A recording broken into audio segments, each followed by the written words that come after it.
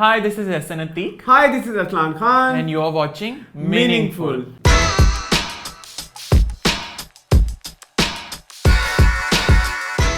So welcome back after Eid.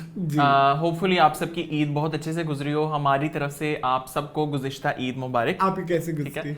अल्हम्दुलिल्लाह, अल्लाह का बड़ा शुक्र है कि एक नॉर्मल ईद से ज़रा थोड़ी सी अच्छी गुजरी. कि नॉर्मल ईद ज़रा मेरी होती है कि उसमें सो आकर गुजर जाती है. लेकिन इस बार मैंने थोड़ा सा सोचा हुआ था कि नहीं, मैंने असलान की बात पे अमल करना, तो मैंने कोई 1 घंटा फैमिली को भी दिया. उसको कोई फर्क पड़ा उससे?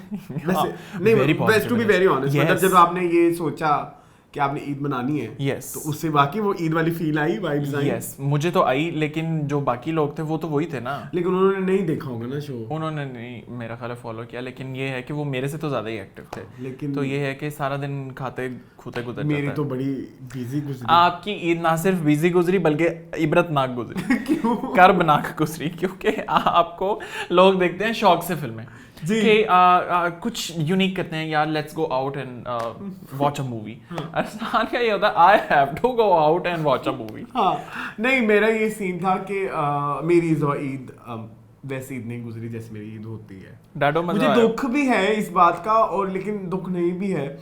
हुआ ये कि मुझे 5 फिल्में देखनी थी और ईद के सेकंड डे मुझे वापस आना होता है लाहौर. ठीक है, क्योंकि मेरा घर लाहौर है और ईद घर से होती है. ठीक है, मैं हमेशा ये बात कहता हूँ.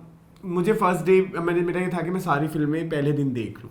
गलती कर ली ना, ये दिमाग में सोचा ही नहीं कि एक फिल्म 2 घंटे की होती है. तो 10:45 पे पहली फिल्म मैंने सुबह के 10:45 पे पहली फिल्म देखनी शुरू की और मुझे रात के 12 बज गए. फिल्में देखते 5 फिल्में पूरी देखी मैंने. ऐसे लगा तुम्हें मेरा एक फ्रेंड है, वो कहता है, वो मेरा फ्रेंड कह रहा था कि ना तुम ना गिनीज बुक को वर्ल्ड रिकॉर्ड में भेज दो अपनी ये एक्टिविटी, हो सकता है तुम्हारी शायद. अच्छा, तुम्हें कहीं ये दिन में फील नहीं हुआ यार मेरा सारा दिन वेस्ट? मेरा सारा ईद का दिन वेस्ट जा रहा है, क्योंकि मुझे ईद का पहला दिन मेरे लिए बहुत स्पेशल होता है.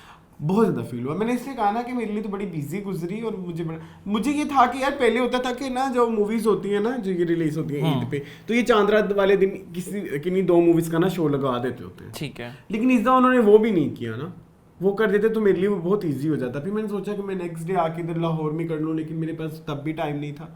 सो मेरे लिए बड़ा केओस हो जाना था. फिर मैंने ये एक गड़बड़ कर दी. चैनल के लिए कुर्बानी दे दी. चैनल के लिए कुर्बानी दे दी, लेकिन इवेंचुअली भी चैनल पे उसका रिजल्ट भी तो कितना अच्छा आया. हाँ, ये अल्लाह का शुक्र है सब्सक्राइबर्स आए हैं, व्यूअर्स ज्यादा हुए, और लोगों ने उस चीज़ को पसंद भी किया, बल्कि लोगों ने उसके ऊपर एक अच्छा फीडबैक भी दिया. मेरे ख्याल में 90-95% लोगों ने पसंद किया. मुझे हेट कमेंट्स नहीं आए. मुझे बड़ी खुशी है इस बात की. वो रिव्यूज़ वैसे मैंने भी देखे हैं, लेकिन मुझे इस तरह लगा कि उन सारे रिव्यूज़ में एक चीज़ मिसिंग थी. वो थी कि ओवरऑल कलेक्शन और ये फीडबैक. वो हम आज डिस्कस कर रहे हैं. बताओ इन सबको, क्योंकि अभी ऐड कर दें. काफी लोगों ने हाँ किया. चलो फिर आप न्यूज़ लेके आए. चलो हम सबसे पहले न्यूज़ बॉक्स ऑफिस कलेक्शन हम लोग लेकर आते हैं.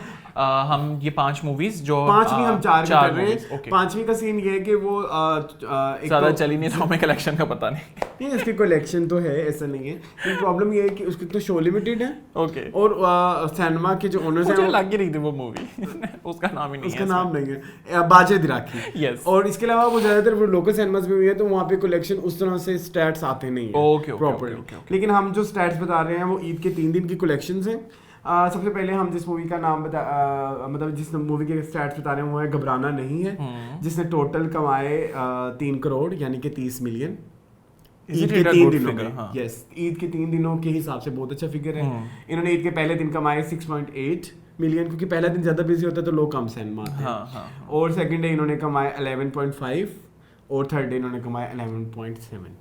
तो टोटल इन्होंने कमाए हैं 30 मिलियन यानी कि 3 करोड़. अच्छा फिगर है यार. आई थिंक एक अच्छी ओपनिंग लगी है इस मूवी को. लेकिन पता नहीं अब मूवी का बजट कितना है. बजट मैंने बहुत ढूंढने की कोशिश की, मुझे नहीं मिला. मैंने देखना चाहता था कि बजट को कितना % इसने रिकवर कर लिया. अच्छा, वैसे आपने जब ये मूवी देखी तो आपको किस तरह का लगता है कि बहुत कोई क्लासिक किस्म का सेट थे और इस तरह की चीजें थी जिनके ऊपर आपको लगता है कि प्यारा सवाल किया आपने, बजट इतना हो सकता है? नहीं, इसके सेट्स इतने ज़्यादा एक्स्ट्राऑर्डिनरी नहीं थे. लेकिन द प्रॉब्लम इज कि इसमें जो कास्ट थी ना वो बहुत बड़ी थी. ओके. सबा कमर है, नगीर इजाज है, जाहिद अहमद है, सैयद जिब्रान, जॉन रैम्बो ले लिया उन्होंने सपोर्टिंग कास्ट के लिए.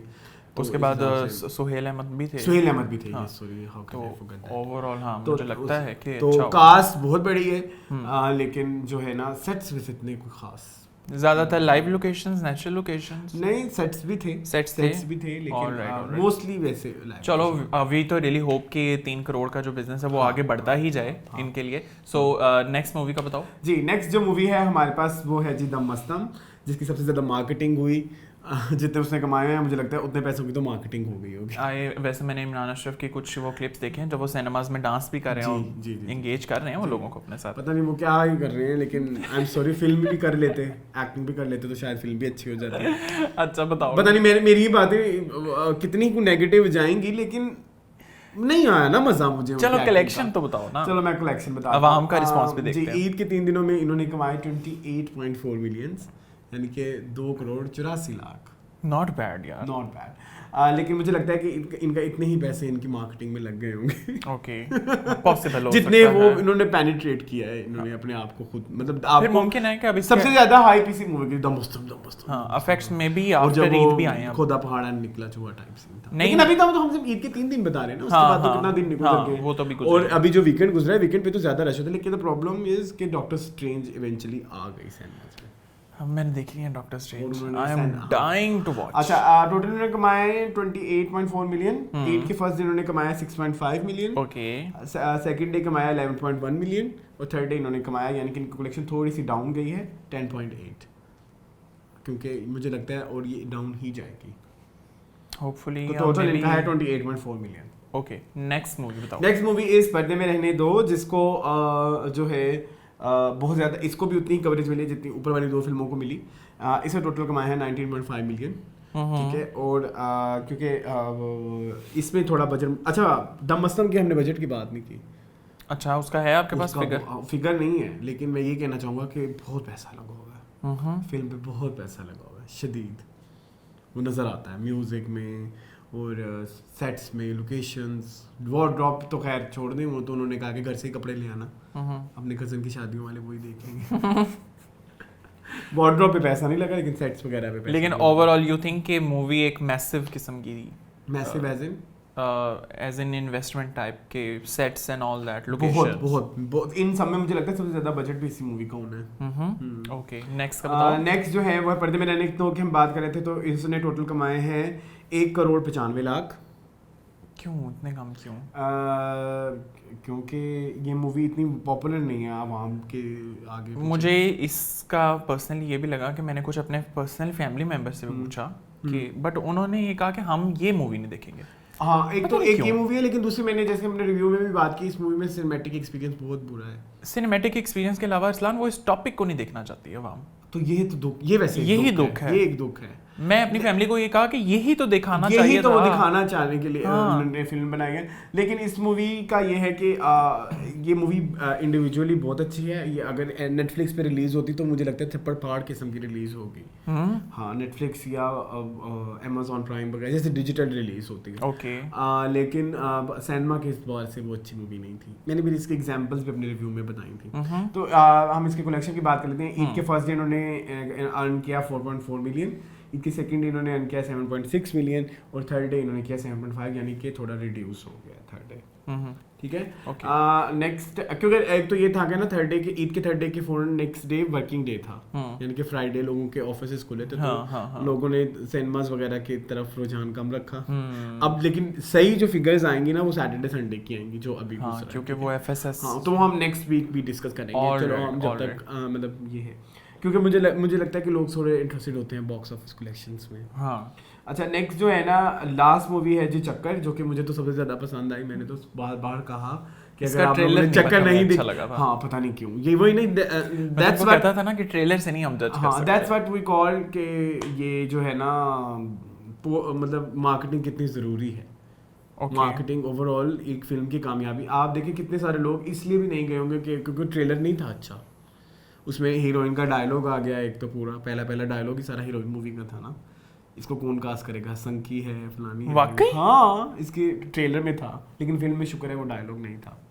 खैर, इससे टोटल कमाया है, हाँ माखी इसने टोटल कमाया है 12.2 मिलियन, यानी कि 1 करोड़ और 22 लाख। 3 दिनों में। पहले दिन इसने कमाए 2.8 मिलियन, नेक्स्ट डे इसने कमाए 5.4, थोड़े ज़्यादा हो गए, और थर्ड डे 5 मिलियन। लेकिन मुझे दुख ये है कि इस मूवी जिस सिनेमा में मैंने भी देखी तो वहाँ पे भी इसके बड़े लिमिटेड शोज थे। इस मूवी के साथ बहुत जुल्म हो रहा है, हालांकि shows कास्ट के बड़ी है एतबार इस से, मूवी हाँ। की। लेकिन वही ना, मार्केट में पेनिट्रेट नहीं किया ना। हानिया में ज़्यादा पॉपुलर है ना नीलम मुनीर से। अच्छा, अगर मैं तुमसे ये क्वेश्चन पूछूं, इंक्लूडिंग बाजरे दी राखी भी बीच में डाल लेते हैं, 5 मूवीज में, अगर मैं तुम्हें बताऊं इनमें से सबसे यूनिक स्टोरी तुम्हें किसकी लगी है? इज देयर एनी पर्दे में रहने दो यूनिक स्टोरी है? It is. ठीक है। और अब अगर मैं तुमसे कहूं कि एक सबसे अच्छे सब्जेक्ट की स्टोरी कौन सी है इनमें? पर्दे में रहने दो। अगेन तुम थोड़े उस तरह के सवाल पूछ रहे हो कि नहीं, यूनिक स्टोरी में ये पूछ रहा हूँ कि पहले सिनेमा में ना दिखाई गई हो तो पर्दे में रहने दो। ठीक है। और एक सब्जेक्ट बेस्ड स्टोरी सबसे अच्छी में पर्दे में रहने दो। Okay okay. हाँ। और सबसे अच्छी तुम्हें क्या लगता है कमर्शियल टाइप मूवी कौन सी थी? चक्कर यस। तो घबराना नहीं है में तुम्हें क्या लगा काम? घबराना नहीं में ना ऐसा लग रहा था कि वो वाकई किसी एक पहले डायरेक्टर की फिल्म थी, उसमें कास्ट वगैरह स्टोरी वगैरह वाज वेरी मैच्योर। लेकिन प्रॉब्लम ये आ रहा था कि वो डायरेक्टर से कहीं संभली नहीं, वो सेकंड हाफ में जाके ना उसके हाथ से बिखर गई। कोई एक्टिंग फ्लॉ तो नहीं? क्योंकि एक्टिंग फ्लॉ किसी का भी नहीं है अच्छे उसमें किसी का भी नहीं। थोड़ा सा मैंने डिस्कस किया था जाहिद अहमद का है, वो थोड़ा सा ना उनका ना एक्सप्रेशन ओवर चला गया था, थोड़ा सा ओवर चला गया। तो अब हमारे ये जो व्यूअर्स देख रहे हैं या जिन्होंने रिव्यूज़ नहीं देखे, उनको एक जल्दी से एक मैसेज कंक्लूड कर दो कि ईद मूवीज़ को वो क्यों जाकर देखें और why is it necessary for them कि वो अब इस तरफ आए पाकिस्तानी सिनेमा की। मैंने हमेशा ये बात कही है कि ईद जो है ना उसका हमारी फिल्मों से बहुत ज़्यादा एक लिंक है। हम अक्सर कहते हैं कि हमारी फिल्में ईद पे क्यों रिलीज होती हैं। मसला ये कि यह एक हमारे कल्चर नॉर्म का हिस्सा बन गया है कि हम लोगों ने ईद पे फिल्म देखनी होती है। मतलब ईद सेलिब्रेशन की आपकी कह लो कि इस सेलिब्रेशन का एक पार्ट होती है कि फिल्म देखना।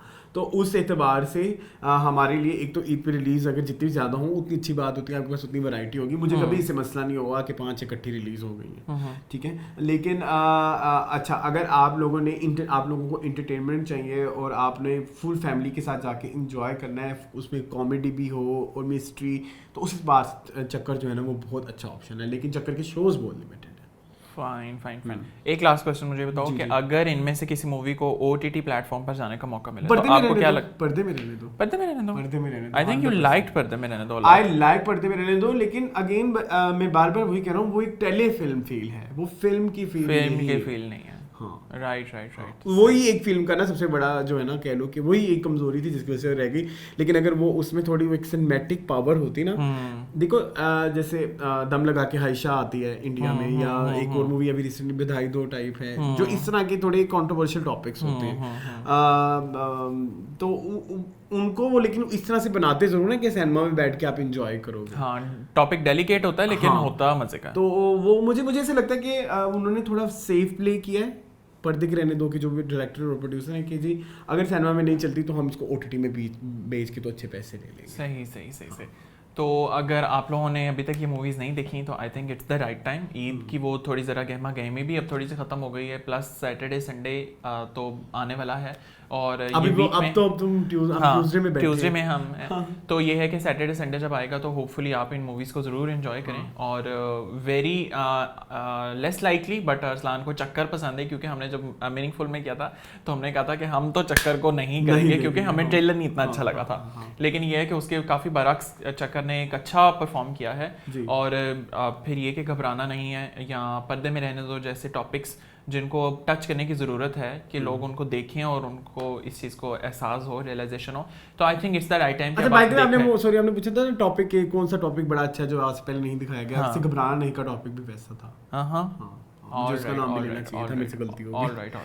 तो आप ये मूवीज़ देखें और हमें अपने फीडबैक में बताएं कि आप लोगों को ये मूवीज़ कैसे लगी और कमेंट सेक्शन में लाजमी हमें बताइएगा। अब हम चलते हैं। लेकिन मैं एक दो जाने से पहले एक लास्ट चीज़ कर दूं जो मेरे रिव्यूज़ में मैं नहीं कर पाया। बताओ। If I want to rank तो नंबर 1 इज़ चक्कर, नंबर 2 इज़ पर्दे में रहने दो, नंबर 3 इज़ घबराना नहीं है, नंबर 4 इज़ तेरे बाजे दी राखी, नंबर 5 इज़ मस्त।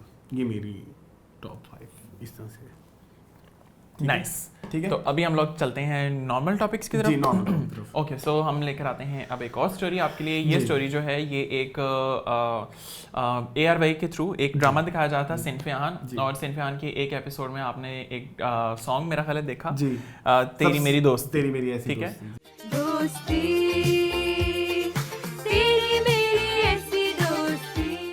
वो सॉन्ग जो है वो बेसिकली बिलोंग करता है ज़ुहैब हसन से, ज़ुहैब हसन एंड नाज़िया हसन से।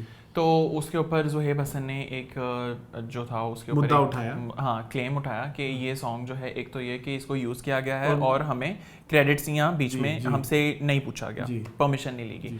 उसके ऊपर अवाम ने एक तो ये कि उनको काफ़ी बैकलैश दिया कि एक बहुत अच्छे एक टॉपिक के ऊपर ये ड्रामा बन रहा था, तो आपको इसमें भी क्रेडिट्स चाहिए, इसमें भी रॉयल्टीज़ चाहिए। तो ज़ुहैब हसन ने कहा था कि आप रॉयल्टीज़ मुझे बेशक ना दें, क्योंकि अगर रॉयल्टीज़ के जहाँ तक बात है तो वो हमारी सारी जाती है चैरिटी के अंदर, ठीक है। लेकिन ये है कि आर्टिस्ट को उसका क्रेडिट लाजमी मिलना चाहिए, which I agree to some extent, ठीक है। तो आपका इसके ऊपर क्या टेक है?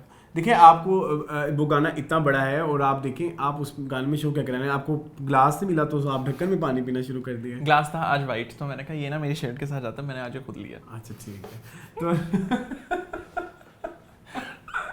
अच्छा है।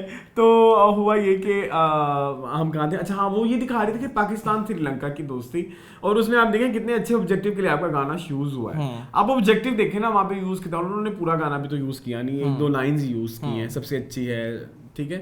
आप मतलब इतना ज़्यादा गुस्सा नहीं होना चाहिए था। मुझे याद पड़ता है कि ये गाना उधर बहुत यूज़ होता था, क्या बोलते हैं, नादिया खान के मॉर्निंग शो में, तो पता नहीं तब आपको मिले होंगे क्रेडिट्स के नहीं, मॉर्निंग शो में कई दफ़ा यूज़ होता है, पता नहीं कहाँ कहाँ ये गाना यूज़ हो जाता है। अब आप क्या एक एक बैठ के टिकटॉक देखेंगे कि वहाँ पे भी आपका क्रेडिट मिला है कि नहीं। मतलब पता लग गया ना, आपने जब गाना सुना आपको पता लग गया किसका गाना है। तो लेकिन अगर क्रेडिट दे देते तो ये सिंपे आहन वाली की साइड की तरफ से एक अच्छी हरकत होती है, ठीक है। आप किसी को मौका ही ना दें, आप एक अपनी तरफ से एक ऐसा प्रोजेक्ट बना रहे हैं जिसमें आपने इतनी बड़ी कास्ट ली है, एक एक बंदे का ख्याल रखा है, तो ये एक अगर छोटा सा काम कर लेते तो इसमें कुछ बुरा ना हो जाता। जो इसका ओरिजिनल सॉन्ग था वो भी खुश हो जाता है ना, वो भी खुश हो जाता। मेरा मेरा अपना पर्सनल भी ये टेक है कि मेरे यानी कि मैं बुरा भी फील कर रहा हूँ, मतलब बुरा नहीं भी फील कर रहा हूँ, मुझे भी, मेरी भी मिक्स फीलिंग है कि एक तो ये कि सॉन्ग अगर उन्होंने किया है तो वो जिस पर्पस के लिए किया है या जितनी सॉन्ग से रिकग्निशन मिली है वो तो अल्टीमेटली जानी ही आपको है, क्योंकि सॉन्ग ओरिजिनली आपका था। लेकिन ये है कि जिस पर्पस के लिए यूज किया वो वाकई बिटवीन टू कंट्रीज उसको वो ये दिखा रहे थे ना, वो ये प्यारा चीज। हाँ एग्जैक्टली। और जहाँ तक ज़ुहैब हसन की बात है, मेरा ख्याल है वाकई क्रेडिट मिलना चाहिए है मिलना चाहिए, लेकिन तो अगर इनको इनका क्रेडिट मिलता तो अच्छी बात थी। आप इतना बुरा भरा कहने की बजाय आप एक अच्छा स्टेटस डाल देते ना, देखें हमारा गाना देखिए खूबसूरत मकसद के लिए यूज हुआ है, इट सीम्स लाइक हमें हमारा ऑब्जेक्टिव मतलब इस गाने के ये भी एक पर्पस हो सकता था, तो शायद कोई आपकी स्टोरीज देख के तो आपको मजीद अप्रिशिएट कर, अवाम आपके साथ अप्रिशिएट करने लगते हैं, अवाम ये सवाल उठाती है कि आपको क्रेडिट मिला है कि नहीं मिला। बाय द वे ड्रामा जो है वो कंक्लूड हो चुका है जी, टीवी लाउंज में आपने कल के एपिसोड में शायद देखा हो, या अगर आपने अभी तक नहीं देखा तो काइंडली उसको जाकर देखें। हमारा उसके ऊपर डिस्कशन जो हमने की है। अब हम इस स्टोरी को करते हैं साइड पर। अब इसी से रिलेटेड मेरा ख्याल हम एक और स्टोरी लेकर आते हैं जो आर्टिस्ट के क्रेडिट की हम बात कर रहे हैं। एक सॉन्ग आया जी, सारे गामा पा, जो इंडिया का एक चैनल है जी, उस पे बूहे बारियां पापा मम्मी की ना पापा पापा मम्मी के लिए बेस्ट सॉन्ग सारे गामा पा कारवां, जिसमें है 5000 से ज्यादा गाने। पापा मम्मी के लिए बेस्ट गिफ्ट सारे गामा कारवां। तो वो सॉन्ग का नाम था बूहे बारियां, जिसको कवर किया कनिका कपूर ने, ठीक है। अब ये सॉन्ग जो है ये अब तक मैंने कल देखा था, मेरा ख्याल है तो उसके ऊपर 11 मिलियन की रीच थी, ठीक है। अभी उसका मुद्दा ये उठाया जा रहा है कि नो डाउट सॉन्ग बहुत बुरा है जी, बहुत बुरा है। मैंने सुना है, मैंने भी सुना है, मुझे नहीं अच्छा लगा। बूहे बारियां ते नाले कंधा टपके। लेकिन अगर आप ये कहें कि किसी तरह से वो हदीका कियानी के ओरिजिनल वर्जन से फेमिलियर नहीं है, या उसको आपको सुनकर ये नहीं फील होता कि यार ये पहले सुन रखा है तो ये गलत है, मैं इस चीज़ को बिल्कुल जस्टिफाई नहीं करूँगा।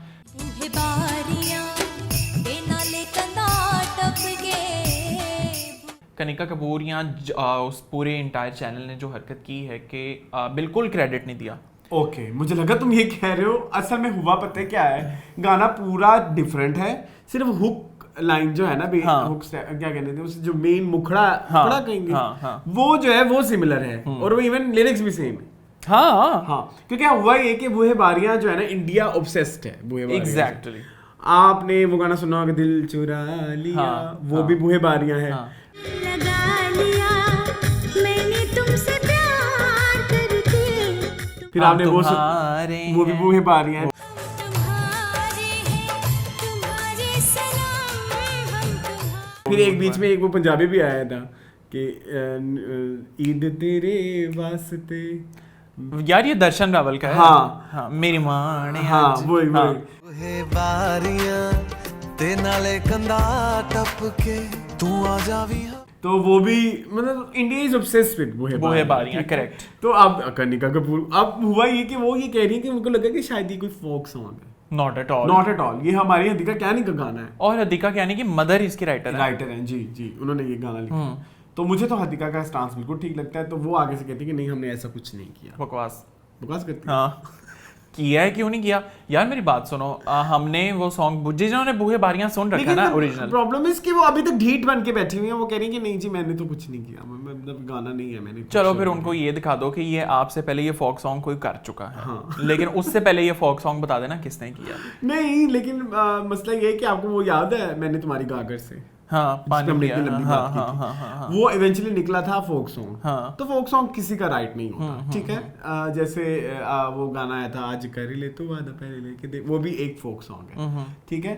तो उस पे किसी का राइट नहीं होता, मुझे ऐसा फील आती है। वो आपके Alright. इलाके के गाने हाँ थे। बिल्कुल बिल्कुल। वो इस चीज को इस तरह से जस्टिफाई कर रही है कि बूहे बारियां जो है वो एक फोक सॉन्ग है, जबकि वो नहीं है। यार जिस का राइटर आपको पता है हाँ। कि ये राइटर है इसका, जिसका सिंगर एक्चुअली आपको पता है, वो फोक सॉन्ग कहाँ से हो गया? तो यही तो, लेकिन मुझे हदीका ने तो खैर लीगल एक्शन ले लिया है। हाँ तो लेना मैं- भी चाहिए। लेना भी चाहिए। और बिल्कुल और मैं agree मुझे करता उसके हूँ। ऊपर कनिका कपूर का स्टांस नहीं पसंद जी, आया। मुझे भी और नहीं मैंने पसंद उसकी पूरी YouTube डिटेल पढ़ के देखी है। उसमें बकायदा उन्होंने लिरिसिस्ट के नाम दिए हुए कि जी इन्होंने बैठ कर लिखा और है। नहीं, जो उन्होंने अपने रिप्लाई भी दिया कनिका का, तो उन्होंने कहा है कि जी आपने हमारे जो लिरिसिस्ट हैं उनके साथ भी ज्यादती की है कि वो उन पे सवाल उठाया गया है, फलाना है टिमकाना, वो भी दुखी होगी। फिट है मुंह। बल्कि मैंने ये जो सॉन्ग देखा ना दर्शन रावल का, जिसमें आपको बता रहा हूँ, उसमें वो लाइन लिखी हुई है कि this song is originally from Hadiqa Kiani song. Okay. मैंने कल उसका YouTube का वो देखा। Okay, तो तो- उसमें उसने क्रेडिट दिया है उसको। तो जैस्मिन सैंडल से भी गया हुआ ना ये गाना? Exactly. उससे भी क्रेडिट। हाँ तो कनिका को कौन सी मौत पड़ी थी? बूहे बारियां ते नाले कंधा टपके मैं आवां। बस वो बेचारी मासूम है ना, याद है इसको 2 दफा कोविड भी हो गया था, पार्टीज में घूम रही थी।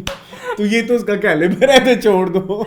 लेकिन माफ कर दो बेचारी को। बहरहाल कनिका को मुझे अच्छी इसके लगती है ना credits चिट्टियां मिलने खिलाई चाहिए। हैं अभी। हाँ चिट्टियां खिलाइयां ही हैं बस अच्छी। तो बेबी डॉल भी है। उसके बाद बस बात रहने देते हैं। लेकिन खैर उनको उनका क्रेडिट मिलना चाहिए था। और हदीका का ये ओरिजिनली सॉन्ग है और हदीका ने बहुत ब्यूटीफुल इसको गाया है, ठीक है। अब इस स्टोरी को भी हम लोग करते हैं साइड पर। अब हम लेकर आते हैं, सिंस थोड़ी सी ज्यादतियों की बात हो रही है, तो अब हम एक और स्टोरी लेकर आते हैं। ये जो ज्यादती हुई है, ये क्या इनको कहा जाए, एक टिकटॉकर हैं सईदा दानिया, ठीक है, जिनकी शादी हुई थी आमिर लियाकत हुसैन साहब से, ठीक है। और ये उनकी तीसरी बीवी थी कि चौथी बीवी थी? थर्ड वाइफ थी। और अब उन्होंने बहरहाल उनके ऊपर केस कर दिया है। और उन्होंने क्या था वो तनसीख निकाह का मुकदमा उनके ऊपर दायर किया है। और उनको ये कहा है कि 11 करोड़ रुपया उनको देना पड़ेगा, ठीक है। कितनी अच्छी बात है, 3 महीनों में कमाया उन्होंने। तो मेरा ख्याल है आमिर Nice लियाकत investment. हुसैन साहब को सुर आए होंगे इसके अच्छे से, है ना। तो सबसे पहले तो मैं इस चीज़ को इस तरह से कहना चाहूँगा कि जब मैं बाय द वे कोई मेरी बात का वो ना बुरा ना बनाए, मैंने वैसे हाँ बुरा ना माफी बनाओ लोगों को मांगता मेरी हूँ। गल दा। नहीं मैं माफ मांगता हूँ, ये इतना सेंसिटिव टॉपिक है, इस पे हंसना और इस तरह के सवाल। अच्छा मैं इस चीज़ के ऊपर सिर्फ ये बात करना चाहता हूँ कि जब इन्होंने शादी की थी आमिर लियाकत हुसैन साहब ने, तब भी पता लग गया था नीचे चढ़नी। क्या बे हो गया ये। तो तब आमिर लियाकत हुसैन साहब को शायद पता हो ना हो, अवाम को तो पता था ठीक है, नहीं से चल रही। आगे नहीं सी चलनी, ठीक है। तो बहुत भी इन्होंने को मेरा ख्याल है जोर लगा लिया, तो 3 माह तक लगाया, ठीक है।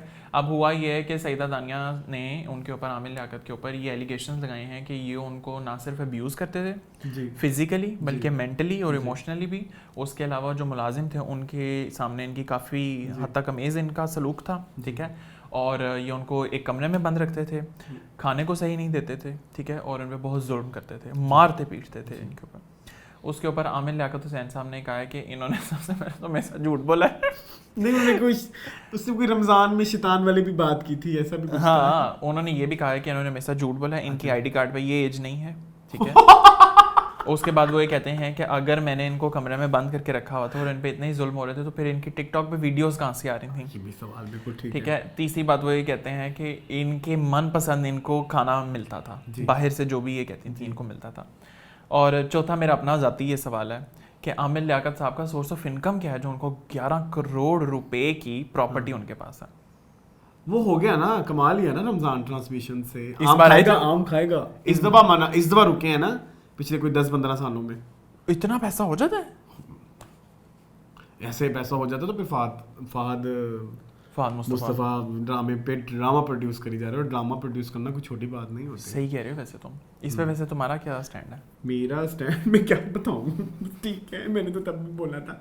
अच्छा देखिए, शादी करना कोई गलत बात नहीं होती, और जिस तरह एक दोबारा शादी करना भी कोई गलत बात नहीं होती। मैंने इस चीज़ को भी कहा था। और अगर जिस तरह हमने सजल और आहत के वक्त कहा कि जब दो बंदों की नहीं बन रही तो अलहदगी भी अख्तियार कर लेना अच्छी बात होती है।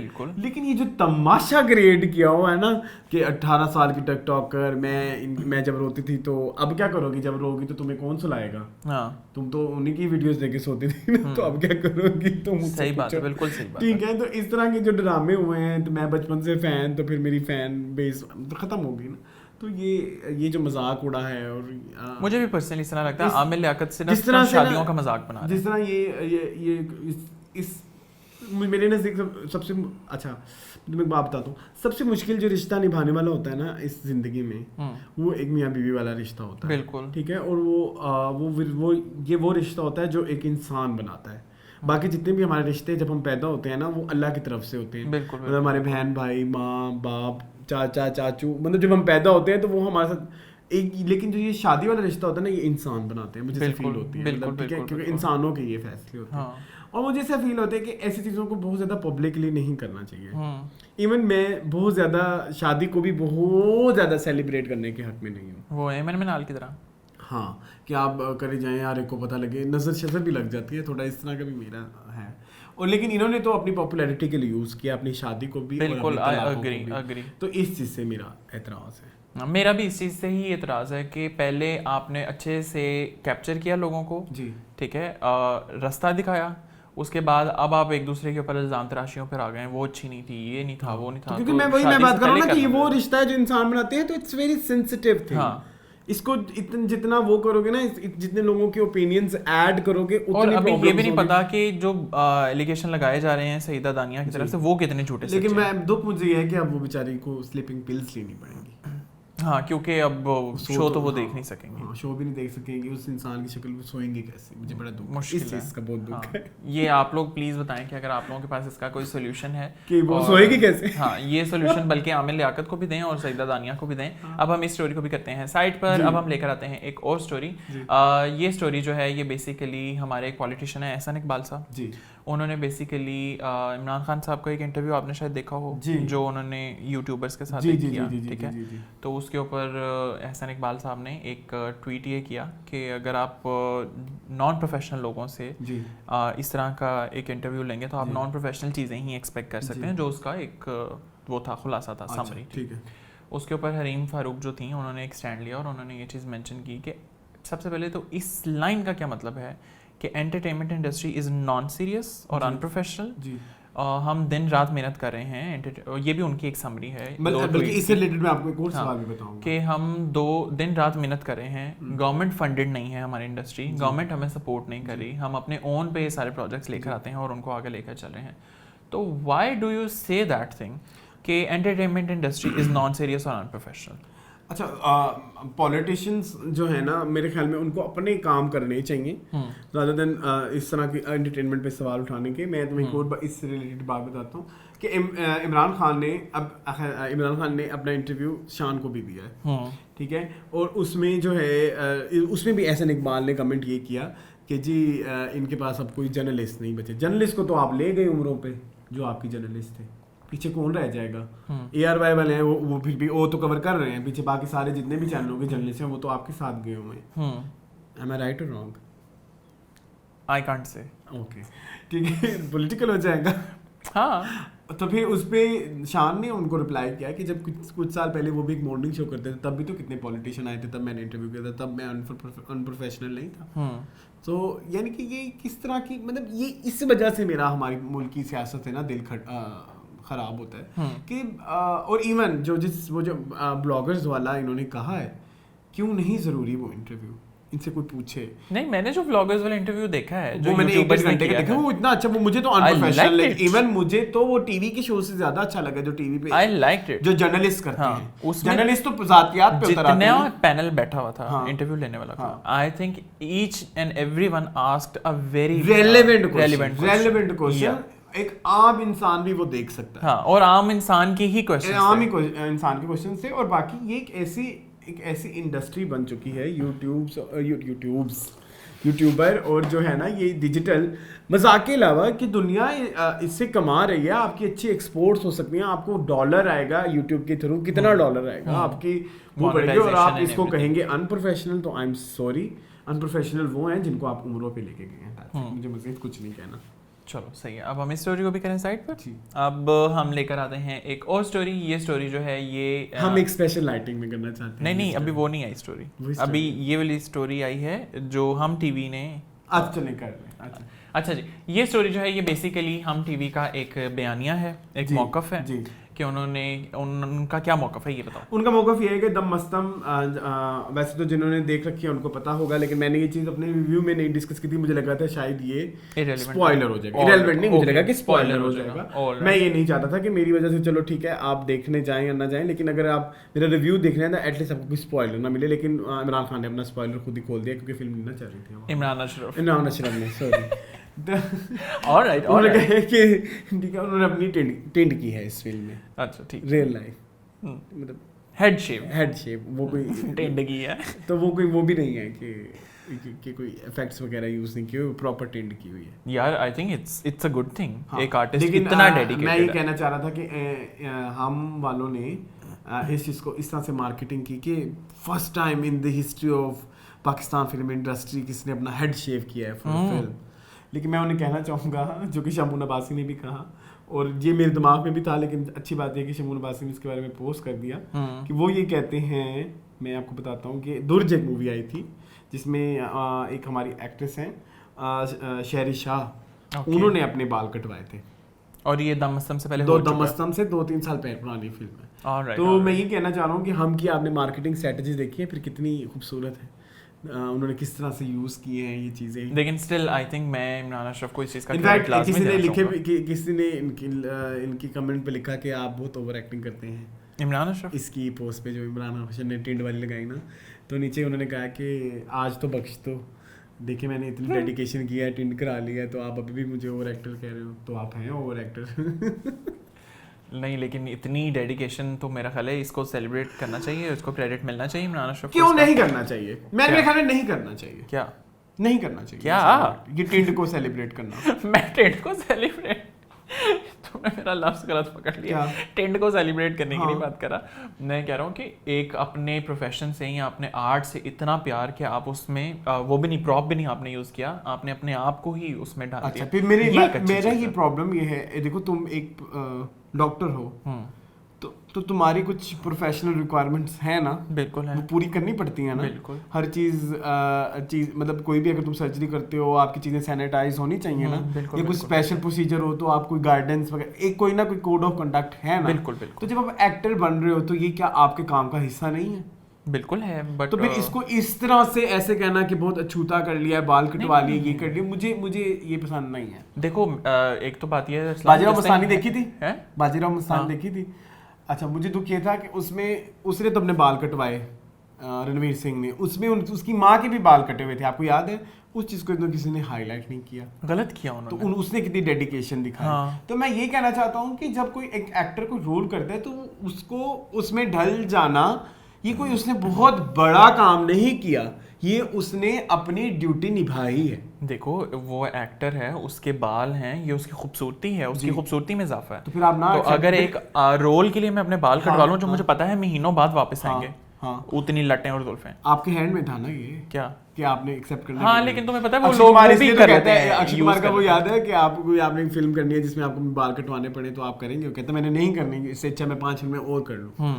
तो हर एक का अपना अपना मौकफ है। हाँ, बिल्कुल। तो इसको मैं ये कह रहा था कि इसको इस तरह से कि जी ओए ओए उसे बहुत बड़ा काम कर देंगे, कोई बहुत बड़ा काम नहीं, मैं ये कहना चाहता हूँ। ये आपकी ड्यूटी का पार्ट एंड पार्सल, क्या बोलते हैं, पार्ट एंड पार्सल। हाँ वो है कि भाई आपको ये करना है कि आप गंजे भी होना है, टिंड भी दिखाना है, आपने वजन भी कम करना है, मतलब रोल के हिसाब से। All right. सिर्फ बोला नहीं रहना पूरी जिंदगी। ठीक है। आप इनकी बात से एग्री करते हैं या मेरी बात से एग्री करते हैं, हमें कमेंट सेक्शन में लाजमी बताइए। और अब हम इस स्टोरी को भी करते हैं साइड पर। जी। अब हम लेकर आते हैं 6 स्टोरी घूम गई है लाइट की कमी की वजह से। 6 स्टोरी कहाँ गई है साहब? 6 स्टोरी यहाँ गई है कि जो उन लोगों को सवाल है कि हुआ ये कि इमरान खान की एक वीडियो आजकल बड़ी वायरल हुई है जिसमें उन्होंने कहा है कि किसी एक शो में उनकी लाइटिंग नहीं ठीक थी। तो मैंने सोचा कि जब हम आवाम को दिखा देना कि कम लाइटिंग में कैसी वीडियो आती है, ऑलराइट, कि कितनी ज़रूरी है लाइट। ये देखिए, ये हम लाइट के बगैर और ये है हम लाइट के साथ।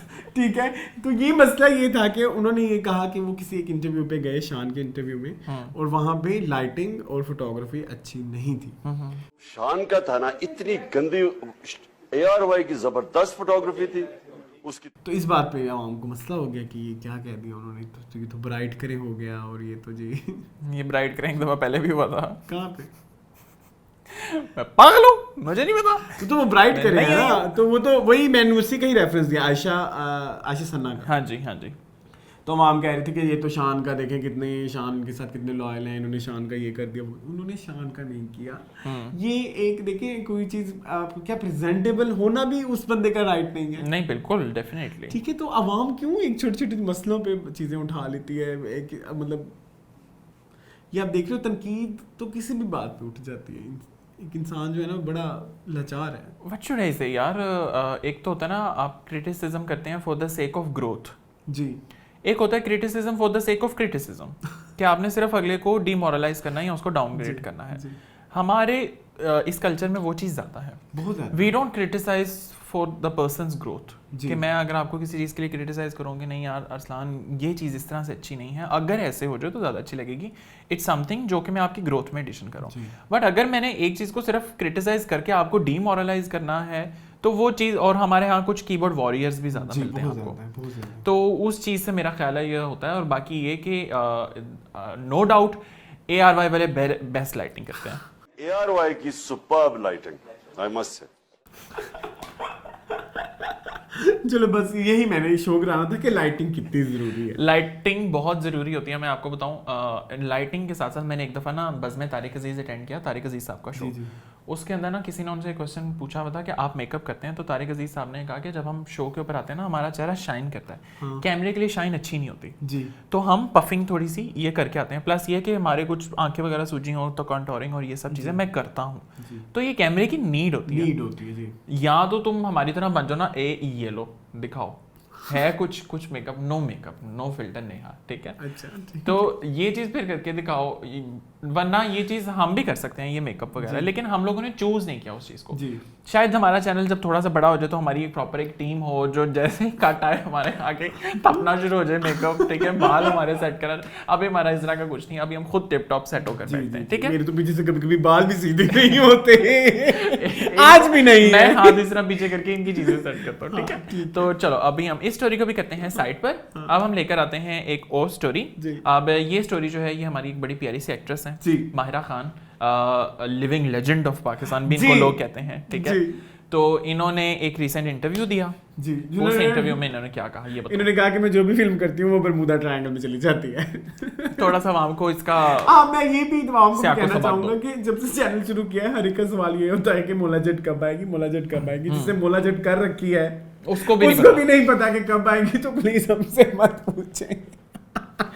How sad is this? Sad नहीं, लेकिन देखिए वो बेचारी वो उनकी 3 फिल्में हैं, कायदतम जिंदाबाद, नीलोफर एंड मौला जट, और उन बेचारी को नहीं पता कि कब आनी है उनकी ये 3। अच्छा, ये चीज मैंने खुद भी नोट की हुई है कि माहिरा खान के ड्रामे जितना हिट होते हैं ना उतना मूवीज नहीं करती। नहीं करती। क्या वजह? शायद वो ड्रामास के लिए बनी है, मूवीज के लिए नहीं बनी। You don't think so? She is a movie जब ये material आई person. वही था कि मैं ये बात तभी कही थी, जब बहुत पुरानी बात है कि जब नई ये हुआ ना रिवाइवल उससे पाकिस्तानी सिनेमा, ड्रामास के अच्छे एक्टर उठ के वहाँ चले गए, धड़ फिल्में करी जा रहे हैं, करी जा रहे हैं, क्योंकि पीछे- इंडस्ट्री सारी उठकर कराची चली गई. कराची में चली गई और सारे ड्रामा आर्टिस्ट भी वहीं चले गए.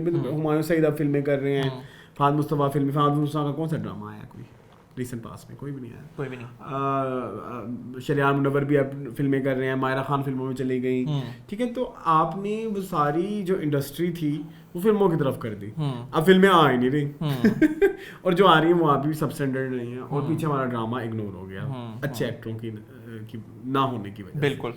तो मेरे ख्याल में जिन अदाकारों को हमारे यहाँ एक तो पहले ये समझे कि ड्रामा ज़्यादा बड़ा है, फिल्म उतनी बड़ी अभी नहीं हुई, हो जाएगी.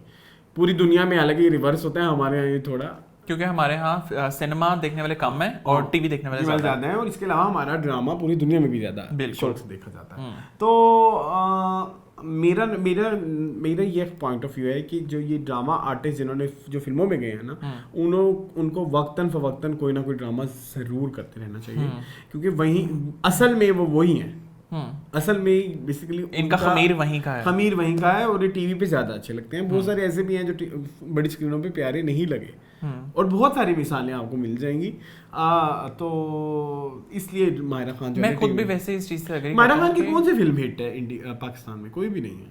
सुपरस्टार, हाँ, इट वाज एवरेज. ये नहीं आप कह सकते कि बॉक्स ऑफिस पे छा गई, बट आप ये वो भी एवरेज थी. आपको ये बहुत होता है कि मायरा खान की एक फिल्म आ रही है, ठीक है, और एक मूवी थी बड़ी बेकार सी शायद उसके साथ, शरियार मुनव्वर के साथ, 7 दिन मोहब्बतें. अच्छा, वो बड़ी बेकार मूवी थी. मेरा इसके ऊपर पर्सनल स्टैंड यही है इतना कि हमने हाँ गुटा रिएक्शन दिए. नहीं, फिल्म स्टार सेपरेट होता है, जैसे रीमा, मीरा, निर्मा, ये सारी फिल्म स्टार्स हैं और टीवी का एक्टर अलग है जी. जब आप टीवी के एक्टर को फिल्म में दिखाएंगे तो वही जो हम 364 दिन देखते थे उस टीवी के एक्टर को टीवी में, उसी को हमने जाकर फिल्म में देख लिया तो हमें वो इतनी कोई यूनिक चीज़ नहीं लगी. और आजकल तुम देखो हो भी यही रहा है कि फिल्म स्टार्स जो हैं वो ड्रामे करने, जैसे सना है और रेशम, हाँ रेशम, फिर उसके बाद साइमा, वो भी अक्सर ड्रामा में आपको नजर आ जाती है. तो ये एक्टर्स ड्रामास में क्यों आ गए मुझे ये नहीं पता चला. उनको फिल्में नो ऑफर हो रही है, अब उन्होंने भी तो घर चलाना है. हाँ, तो अब आप ये देखो कि वो कश्मीर बीट्स क्या कर रहा है, वो एक्टर्स को सिंगर बनाई जा रहा है और हमने भी क्या कर रहा है, वो सिंगर्स को एक्टर करी जा रहा है. यानी ये उन लोगों को उनका काम ही नहीं करने दे रहे. हाँ बड़ा प्यारा तुमने वैसे पॉइंट निकाला है. हाँ, कि आप जो एक्टर्स हैं कश्मीर भी उनसे कह रहा है तुम लोग गाने गाओ, और हम टीवी कह रहे हैं तुम लोग जो सिंगर्स हो तुम लोग किस तरह करो, एक्टिंग करो. हम लोग कल्चर ही चेंज करते जा रहे हैं सारा. बस अब क्या कर सकते हैं क्या कहूँ मैं इस बात ये होता है गोटा गोटा रिएक्शन. बस अब क्या कर सकते हैं, आगे करो स्टोरी को. आई थिंक हमारी बात कन्वे हो चुकी है. अब हम लेकर आ रहे हैं एक लास्ट स्टोरी. ये लास्ट स्टोरी जो है ये है मिस मार्वल की. मिस मार्वल जिसके बारे में आप लोग सारे ऑलरेडी सुन चुके हैं कि एक पाकिस्तानी सुपर हीरो को इंट्रोड्यूस करवाया जा रहा है. आ रही है. हाँ, ये बड़ी इंपॉर्टेंट बात है कि मुझे अब तक ये पता था कि ये एक मूवी है, लेकिन ये series, but it's a series. ठीक है, ये 6 एपिसोड पर मुश्तमिल एक सीरीज होगी और जिसके बारे में शर्मीन उबैद चिन्नॉय ने अपने इंस्टाग्राम हैंडल के थ्रू बताया और उन्होंने इस चीज़ को बताया कि बेसिकली 3 पार्ट्स में आएगी. हाफ इसको कवर किया जाएगा जून में and the rest will be covered in July. First and second episode जो है ये आ रहा है 16th ऑफ जून को. ठीक है, थर्ड और फोर्थ आ रहा है 30th ऑफ जून को एंड 5th और 6th आ रहा है 14th ऑफ जुलाई को. ठीक है, तो ये इस तरह से इसका सीक्वेंस बनेगा और ये पाकिस्तान के लिए उन्होंने बताया है इस चीज़ को and we are very excited. Plus इस चीज़ के लिए एक्साइटेड हम इसलिए भी हैं कि एक तो ये कि पाकिस्तानी सुपर हीरो एक वो कैरेक्टर इंट्रोड्यूस करवाया गया मुस्लिम, और सेकंड चीज़ ये कि इसके अंदर हमारे 3 स्टार्स जिनके बारे में अभी ये चीज़ मेंशन्ड है कि वो इसमें आएंगे, जिसमें हमने अभी तक एक को देखा है. We are talking about Nimra Bucha, और फवाद खान और महविश हयात अभी कंफर्म्ड नहीं है. ठीक है, और किसी एक स्टोरी में ये भी मेंशन है कि अभी फवाद खान की टीम ने खुद भी कंफर्म नहीं किया कि फवाद खान मिस मार्वल में है या नहीं. तो अभी इस चीज़ को काफ़ी हिडन रखा जा रहा है. Are you excited for this? I'm sure you are not because तुम्हें हाँ, मेरा वो जॉनर नहीं हाँ, है. अच्छा, लेकिन अच्छी बात ये है कि इस इन्होंने सिनेमास में रिलीज करनी है ये तीनों मतलब 6 एग्जैक्टली 6 के 6 एपिसोड 2-2 करके, ठीक है।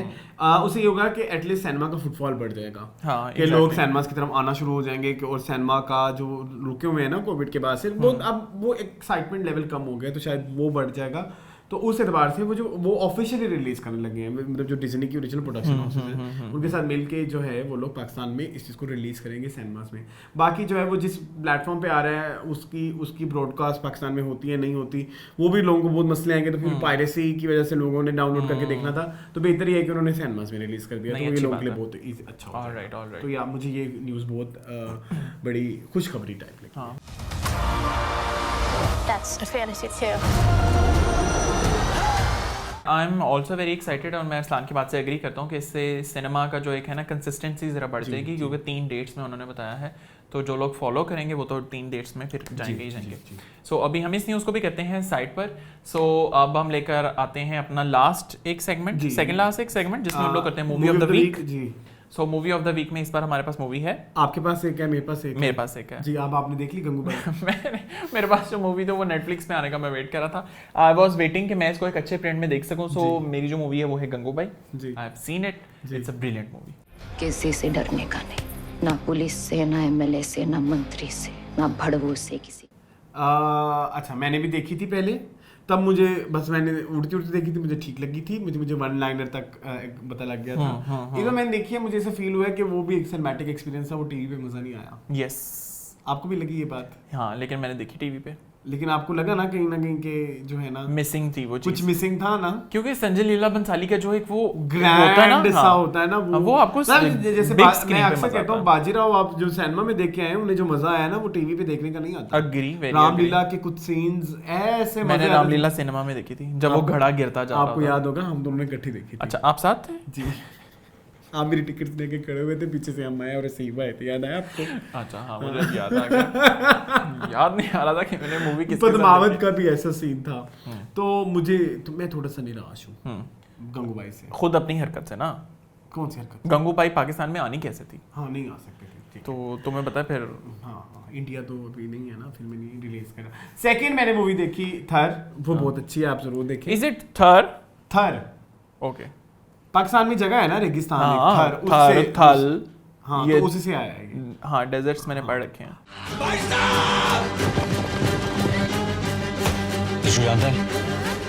तो आप देखें, बड़ी अच्छी वो सस्पेंस टाइप मूवी है, एक रिवेंज बेस्ड। लोगों को बताओ इसका टॉपिक क्या है? Revenge,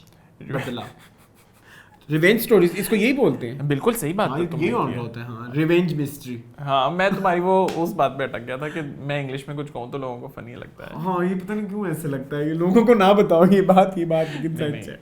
Aslan is a brilliant speaker, ठीक है। अब हम इसको भी करते हैं साइड पर। आप लोग लाजमी ये 2 मूवीज जाकर देखें। अगर आपने अभी तक गंगूबाई नहीं देखी तो I think it's the right time, जाकर देखें।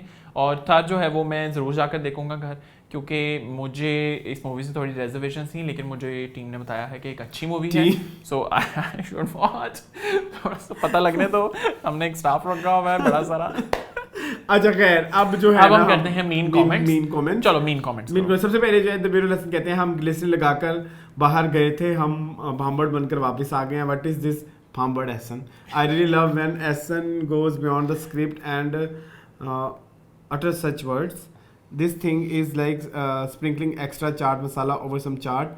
Much love and praise. हमारी कोई स्क्रिप्ट होती है? By the way, मैं आपको बताऊँ, हमारी कोई स्क्रिप्ट नहीं होती। हमारे पास एक पेज होता है नीचे जिसके ऊपर हमने सिर्फ स्टोरीज लिखी होती हैं कि क्या इसका नंबर होगा। हाँ, ये देख लो, ये सिर्फ स्टोरीज हैं कि हमने 1 2 3 क्या डिस्कस करना है। हाँ। स्क्रिप्टेड कुछ भी नहीं और है। भांबड़ क्या होता है वो भी बताओ यार। भांबड़ नहीं होता, ये बेसिकली वर्ड है पांबड़, ठीक है। पांबड़ एक चला हुआ पटाखा टाइप कोई चीज होती है, ठीक है। नेक्स्ट वो कहते हैं वही कि मैंने ऐसे सेट मैनू नचाया जाता है, फिर मैं नचदी हां, was the funniest moment and reminded me of the iconic dialogue, तू प्यार करेगा तेरे प्यार करना पड़ेगा। So much love for both of you. आपको नचाया जाता है? कब नाचे हैं आप? नाच के दिखाएं कभी। दुबट्टा क्या? अच्छा, इसके बाद हाफ सुरीले कहते हैं, मुझे हाफ सुरीले का रियल नेम जानना है। उन्होंने कहा कभी कमेंट ही करते हैं आपका ओरिजिनल नेम क्या है। वो कहते हैं कि best part is main comments.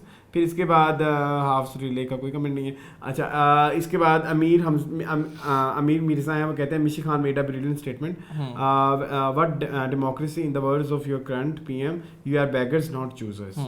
फिर वो कहते हैं अकीला भाभी वॉज गुड टू। Yes, ठीक है। इसके बाद वो कहते हैं Fawad Khan role was very small in the movie, so don't know why is this actor complaining. वो जो स्टोरी नहीं थी उमर शहजाद वाली, जिसमें उन्होंने कहा था कि फवाद खान का रोल मिला था। इसके अलावा वो कहते हैं ए दिल है मुश्किल वॉज अ क्रैप मूवी। आपको लगती है क्रैप? नो, मुझे नहीं लगती। मुझे लगता है कि वो बहुत अच्छे कॉन्सेप्ट पे बनी हुई है। मैंने तो उस मूवी को देखा ही सिर्फ इसलिए था कि उसके अंदर ऐश्वर्या राय है। अच्छा, आप नहीं देखते, लेकिन मुझे लगता है कि वो जिस कॉन्सेप्ट पे बनी हुई है वो बहुत सारी मूवी ना मैंने relevant है। ऐसे बैठ के देखी थी, लेकिन ऐश्वर्या के सीन मैंने ऐसे देखे थे।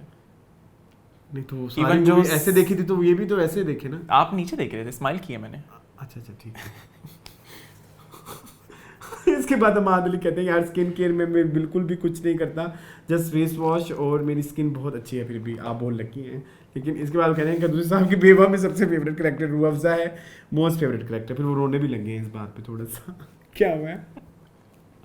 स्किन तो वो लकी है ना, उनकी अच्छी है, उनको कुछ नहीं करना पड़ता। ठीक है। नीम साकिब कहते हैं कदूरी साहब की बेवा still my always mood refresher. आपका भी?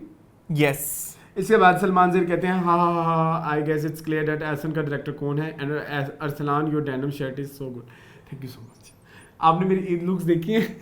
हाँ, ईद लोग सर अरसलान की बड़ी मज़े की थी। आपको कौन सी अच्छी लगी सबसे? मुझे आपके ब्लैक ड्रेस में सबसे अच्छी लगी है। चलिए ठीक है, आप लोग भी बताएं मेरी कौन सी अच्छी लुक थी। अगर नहीं तो ये लगे हम 5 तस्वीरें भेज लगा दी मैंने करती। ये क्या हरकत है? अच्छा, नेक्स्ट सलमान ज़ेर कहते हैं thanks a lot Arsalan and Ehsan for prayers for my mother, I really love you guys, stay blessed and I really hope कि उनकी तबीयत अब पहले से बहुत बेहतर हो। इंशाल्लाह। नेक्स्ट वो कहते हैं skin care part was the best, it gives so much information to viewers who don't have basic skin care knowledge. देखा, जब हम डिस्कस कर रहे थे तो मुझे मना करते कि नहीं करना डिस्कस, लेकिन किसी को फायदा होगा। मैं तुमसे ये कह रहा था कि एक प्रॉपर इसका सेगमेंट करते हैं। करते हैं इंशाल्लाह। असद व्यूज़ हैं, वो कहते हैं स्किन के टॉपिक बहुत बेस्ट लगा, काफ़ी नॉलेज मिली मुझे तो पता ही नहीं था कि ये स्किन के लिए क्या क्या जाता है। हम तो वर्क पे जाने से पहले सिर्फ मुंह धो के जाते हैं और आकर धो लेते हैं, बहुत अच्छा करते हैं।